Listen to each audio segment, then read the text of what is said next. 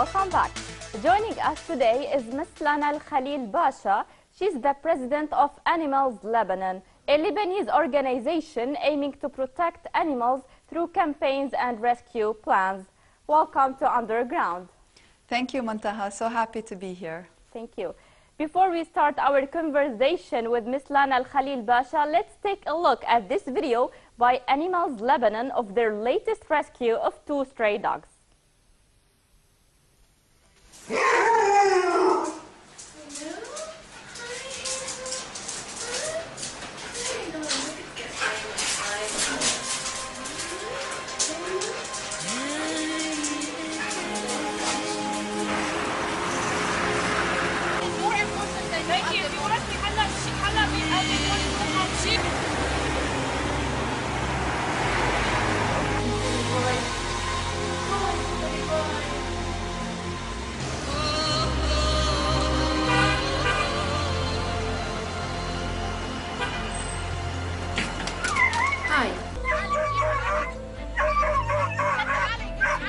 Their story takes place in the suburbs of Beirut.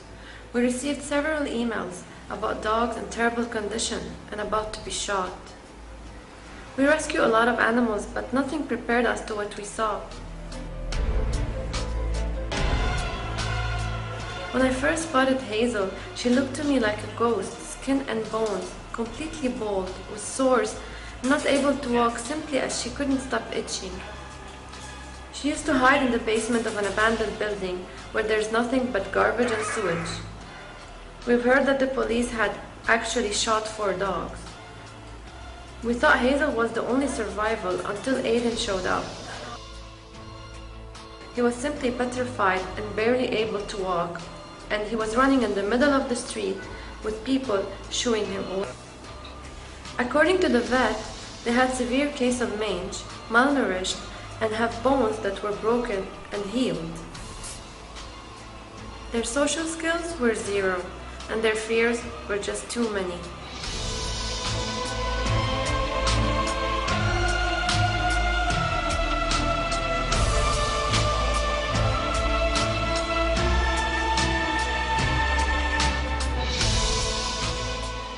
All the animals we rescue suffer from severe abuse and cruelty.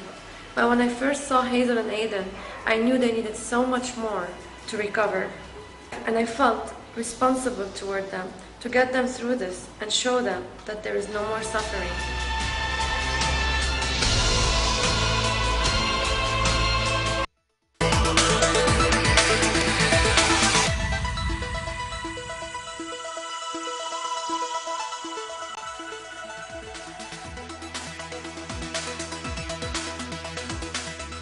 To talk more about the Animals Lebanon, we have Miss Lana El-Khalil Bacha, and she will be discussing this with us.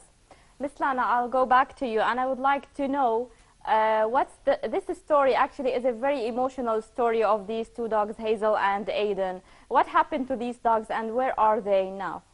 Well, it's like many of our rescue stories. It started with despair and pain and abuse, and ended with happiness and hope. Hazel and Aiden, after suffering such brutality, ended up being tracked by a group in the US who felt very empathetic towards their struggle and decided to adopt them. Today they are now in the US, happily adopted and undergoing training to trust people again and to lose the fear that they developed from years of abuse. So it's funny when you think about it, as you saw in the video, when we were first approaching them, they were so afraid of us because they thought that we were here to harm them. And after months and months of cautiously coming to them with food and letting them know that we're here to help them, they began to slowly gain trust in us. And now they are at the final stages where they will be completely rehabilitated from their trauma. Would you actually like to highlight any other success stories of other animals that you rescued or saved? Yes, actually, every day we have rescue stories, and sometimes they are dogs and cats, as we've seen. Other times they're wildlife, like lions and tigers and chimpanzees. One story that really touches me is the story of Omega, a chimpanzee. Chimpanzees, for those of you who don't know, are very much like humans in that they have the same types of sensitivities that we have.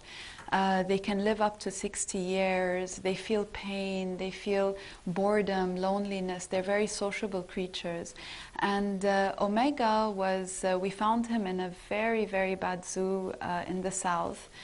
He was totally malnourished. He had actually bullet wounds all over his body. And he was being used as a waiter to serve drinks and to serve the argili.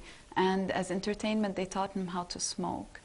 At some point, because this is so unnatural to him, I think he got upset and attacked one of the customers, and they decided to lock him up in the zoo. He lived on a concrete floor behind bars for many, many years. I think about 12 years before we found him.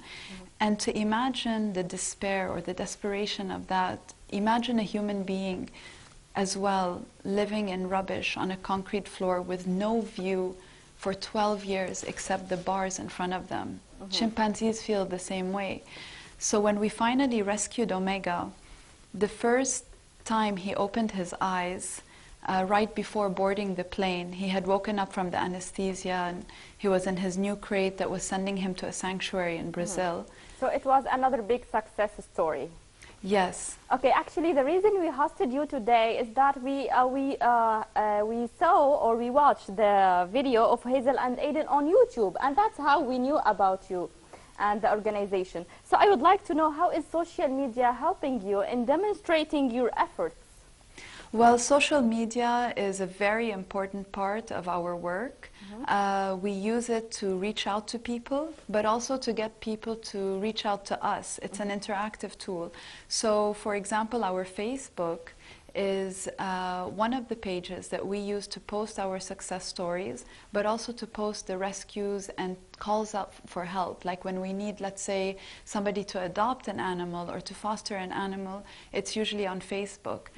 We also provide services to people. If someone has a lost or stolen dog, we post it on our Facebook, and the thousands of people that log on daily can track the animal through this medium. There's also our website, and our website is mainly used as well to demonstrate our work, but to get people to support our campaigns by signing letters, signing petitions, and also donating to the organization, because we are a non-profit and we do rely on personal donations in order to continue our work.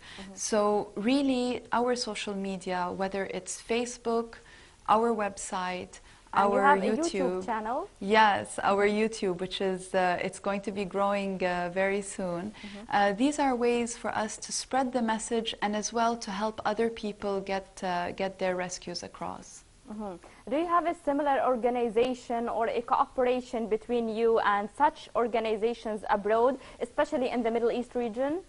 That's a very good question, actually. The animal welfare world is very connected and we do support each other strongly. In the region, we work closely with organizations that have come to us for help on how to model their organization. We have become somewhat of an example in our region because of our work in law and legislation. As well, we look to organizations abroad to help us rehome some of our animals that can't be rehomed in Lebanon. So in Jordan, there's a sanctuary, it's called the Princess Alia Foundation, that takes some of our wildlife. And in the US and in Europe, there are also organizations that take our wildlife and our dogs and cats. For example, the handicapped animals, like let's say a dog with 3 legs or a cat that's blind, it's very hard to get them adopted locally. So we usually rely on people abroad to have the empathy to take such cases. Do you have any professional people that are in charge of your social media activity? Everything is actually in-house. So, and I believe that this is true for a lot of social media.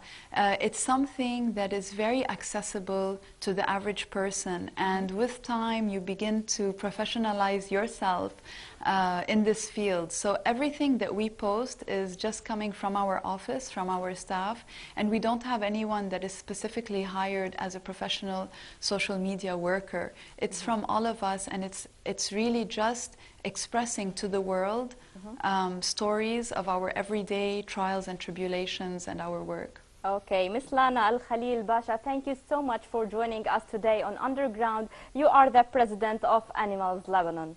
Thank you for having us.